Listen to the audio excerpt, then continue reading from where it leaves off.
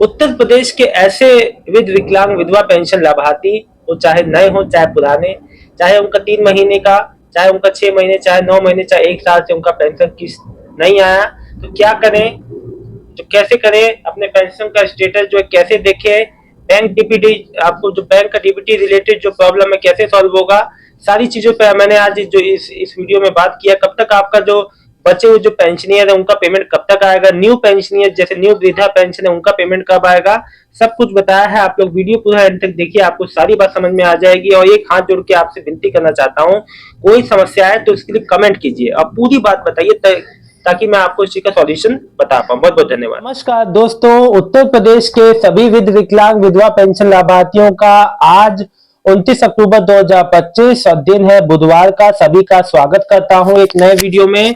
आशा करता हूं आप लोग सभी लोग स्वस्थ होंगे। दोस्तों मैं आप लोग को बता दूं, सबसे पहले ऐसे पेंशनियर, नए पेंशनियर की बात करूंगा जिनका 6 महीना 9 महीना से अपना वो पेमेंट का इंतजार कर रहे हैं, लेकिन अभी तक उनको एक भी पैसा नहीं मिला है।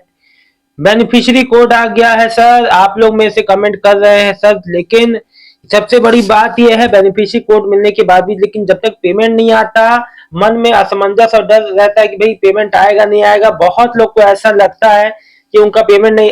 देखिए, आपके मन का एक एक जो कंफ्यूजन है इस वीडियो में जो क्लियर करूंगा।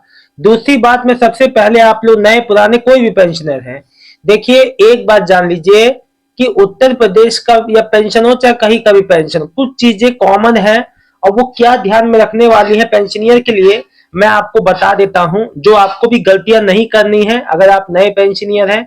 और पुराने पेंशनियर का देखिए, एक सीधी सीधी बात बता दूं, अगर आपका जुलाई तक का पेमेंट, अप्रैल मई जून का जुलाई जो है, जो आपका 3 महीने का पेमेंट आपका जुलाई तक में आ गया है, तो उस चीज का मैं आप लोग को बता दूं, 3 महीने मतलब कि जो अगर आपको जुलाई तक आ गया है, इस महीने का नहीं आया, यानी कि जुलाई जो है, जुलाई अगस्त सितंबर का अक्टूबर तक नहीं आया है, अभी भी पेमेंट का इंतजार कर रहे हैं, तो ये आपका इंतजार ज्यादा दिन तक नहीं चलने वाला, बहुत ही जल्द आप लोग का पेमेंट आ जाएगा। दोस्तों मैं आपको बता दूं, कभी कभार देखिए, मुख्य तौर पे मैं आपको बता दूं, होता क्या है ना कि पेमेंट के अभाव, मतलब पेमेंट जो होल्ड होता है, रुकता है, वो कभी कभी बजट एलोकेशन नहीं हो पाता, बजट की कमी की वजह से नए पेंशनियर को पेमेंट नहीं हो पाता, कई बार कोई टेक्निकल इशू हो जाता है, कई बार प्रोसेसिंग में चल रहा होता है। देखिए, जरूरी नहीं कि कोई आपके पैसे जो पेंशन पे प्रोसेस चल रहा हो या अभी जो वर्क पूरा ना हुआ हो, या ये भी हो सकता है कि कोई, मतलब इनमें से कोई भी वजह हो सकती है। तो जल्द से जल्द आप लोग का पेमेंट आ जाएगा, परेशान ना हो। देखिए, 15 सितंबर से पेंशन आने का सिलसिला जो शुरू हुआ पीएफएमएस के थ्रू आपके बैंक खाते में, हाँ, हालांकि मुख्य बात यह है कि पीएफएमएस काम नहीं कर रहा है और अब वो अपडेट हो चुका है। 8 अक्टूबर को एक अपडेट हुआ था जिसमें डीबीटी की जगह, डीबीटी स्टेटस जो ट्रैकर से आप जो चेक करते थे उसकी जगह नो योर पेमेंट का ऑप्शन आ रहा है। उसमें आप अपना बैंक अकाउंट नेम नंबर डाल के बैंक अकाउंट का आप जांच कर सकते हैं कि उसमें आपके डीबीटी आपके जो खाते में आई कि नहीं। उसके लिए आपका बैंक रजिस्टर्ड नंबर जो है, बैंक में रजिस्टर्ड नंबर, उस पर ओटीपी आएगा, पता चल जाएगा। वो तो बात अलग हो गई, लेकिन आपका पेमेंट लगा है नहीं लगा वो आप जांच नहीं कर पा रहे हैं। देखिए, एक बात आपको बता दूं, नए पेंशनियर अपने पेंशन ऑफिस जाने से पहले वो एक काम और कर ले कि वो अपने पहले बैंक जाए जिस बैंक की डिटेल दे रखी है और जिस बैंक में आपका डीबीटी ऑन है। आपको अगर यही नहीं पता कि डीबीटी कौन से बैंक में है, मैं किस में जाऊं, एक से ज्यादा 2-3 बैंक में खाते खुले हैं आपके, कई बार हो जाता है, तो आप अपना जो है मोबाइल उठा के सीधे आप उसमें प्ले स्टोर पे एक जो है माई आधार ऐप को डाउनलोड कर ले।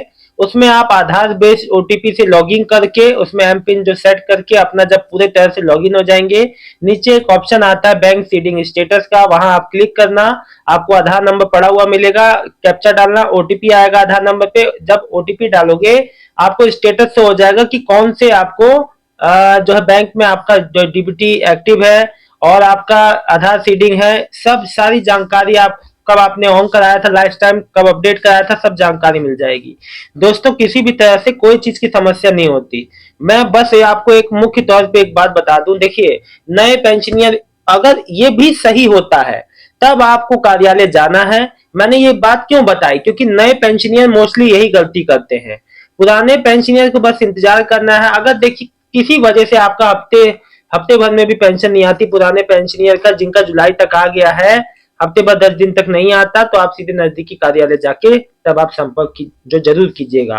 देखिए दोस्तों, कोई भी आपका पेमेंट अगर रुकता है किसी अनावश्यक वजह से, आपका 6 महीना 9 महीने से पेमेंट रुका हुआ है, पुराने पेंशनियर हैं, तो मैं आपको एक बात बता दूं कि आपको इंतजार ना करके सीधे अपने जो नजदीकी पेंशन ऑफिस, चाहे वो विकास भवन में हो, चाहे कहीं भी स्थित हो, आपके नजदीकी पेंशन ऑफिस में चले जाना है। वहां उसका आपको रिपोर्ट करना है कि भाई ऐसा ऐसा क्यों हो रहा है, क्यों दिक्कत हो रही है मेरी पेंशन में। बेनिफिशियरी जिसका है वो जाए तो ज्यादा बेहतर है, और साथ में अपने कागज कागज जो आधार जो भी अपने डॉक्यूमेंट साथ में जरूर लेके जाएं, ताकि कोई चीज का जो है जांच करना तो कोई दिक्कत ना हो। साथ ही बैंक की पासबुक जिसमें आपने डीबीटी जो कराया है, जिसमें पैसे आने हैं। दोस्तों, अब मेरे देखिए कई जिले से मेरे को कमेंट आया, मैं आपको बता दूं सर, लखीमपुर खीरी से हूँ, 2024 12 दिसंबर को हमारा सब पेंशन बन गया लेकिन अभी तक नहीं आया। आपने अपने बैंक में डीबीटी स्टेटस को चेक किया? कहीं उसमें तो कोई दिक्कत नहीं है? अकाउंट में तो, बैंक अकाउंट तो बंद नहीं है? भाई देख लो आपको, क्योंकि ऐसा तो नहीं हो सकता कि 10 महीने के 1 साल हो जाएंगे 1-2 महीने में, 10-11 महीने में पेमेंट नहीं आया। तो इन बातों का आप जो है ध्यान रखिए, ठीक है, कि ऐसा आप इसी वजह से इक्का दुक्का जो ऐसी कुछ वजह होती है ना, जिनकी वजह से पेमेंट रुक जाती है, ठीक है। तो इन बातों का ध्यान रखिए आप लोग। दोस्तों, एक बात मैं आपको और बता दूं, आज कल और परसों में जिनका भी पेमेंट आता है, हाथ जोड़ के आपसे विनती है, उत्तर प्रदेश के जितने भी पेंशनर्स जिनका आज कल परसों में पेंशन पेमेंट आया, प्लीज आप लोग कमेंट कर दीजिएगा, आपके बहुमूल्य कमेंट का इंतजार रहेगा। दोस्तों देखिए, आपको अपनी पेंशन का स्टेटस आप जो है, मैंने आपको जो तरीका बताया कि आप जो पीएफएमएस पे नो योर पेमेंट के ऑप्शन से चेक कर सकते हैं बस अकाउंट का डिटेल, कि आपके अकाउंट में डीबीटी आई है कि नहीं। और दूसरी बात, आपको अगर पेमेंट का स्टेटस अपना समझ में नहीं आ रहा है, तो आप नजदीकी पेंशन ऑफिस में सामने से संपर्क कर सकते हैं, ठीक है। ये था ऐसा तरीका जो इसका। अब देखो, सीधी बात है ना, जब कोई चीज ऑनलाइन ना समझ में आए तो आपको सीधे पेंशन ऑफिस जो चले जाना है, क्योंकि वो सबसे अच्छा और सबसे सरल माध्यम है। भाई हर आदमी के पास एंड्रॉयड मोबाइल नहीं है, चीजें नहीं है, साधन नहीं है, तो आप सीधे पेंशन ऑफिस में संपर्क कीजिए, ठीक है। दोस्तों, मैं एक बात और बता दूं, किसी भी पेंशन से जुड़ी कोई भी समस्या हो, आप लोग जरूर मुझसे कमेंट में मेरे से पूछिए। आपका चाहे बलिया जिला हो, चाहे बांदा जिला हो, चाहे बुलंदशहर हो, चाहे आप अलीगढ़ से हो, यूपी के कोई भी जिले से हो, आपको अगर विकलांग विधवा पेंशनर है, पेंशन में समस्याएं आ रही हैं तो पूछिए। बैंकिंग रिलेटेड, डीबीटी रिलेटेड कोई परेशानी आ रही है तो आप मुझसे पूछिए।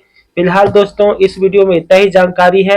अगले वीडियो में मैं आपको एक नई जानकारी के साथ आऊंगा, लेकिन आज कल और परसों बहुत महत्वपूर्ण है आप लोग के लिए।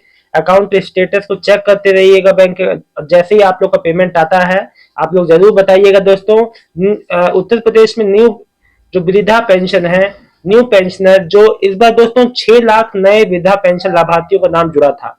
अब 6 लाख लोगों का नाम जुड़ना, अब देखो 6 लाख कोई छोटी मोटी संख्या नहीं है, और इसीलिए देर हुआ इस बार कि जो एक तो वेरिफिकेशन चला जून तक, फिर उसका नाम जोड़ने की जो प्रक्रिया है वो भी चल रही थी, तो सबका बेनिफिशियरी बनाने में समय लगता है।